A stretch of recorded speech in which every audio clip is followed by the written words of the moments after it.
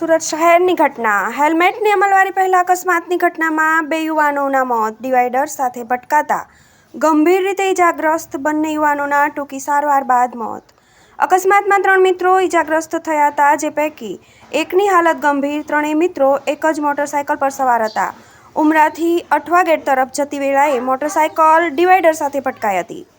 Parle પોઈન્ટના bridge પર બની ગંભીર અકસ્માતની ઘટનામાં ચાલકોએ हेलमेट પહેર્યું હોત તો जीव बची શકાયો હોત। उमरा पुलिस ने तपास हाथ धरी। राजू रावल। क्या हुआ था सर? ये 3 जने आ रहे थे उमरा की तरफ। सरगम वाला ब्रिज चढ़ते 3 जने में से एक जना बच गया, बाइक चलाने वाला। 2 जने की मौत हो चुकी है। किस तरह उन लोग की मौत हुई, क्या हुआ था?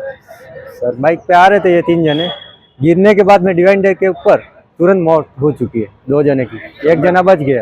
हेलमेट पहना था? हेलमेट नहीं पहना था। हेलमेट पहनते तो आज बच जाता मेरा भांजा।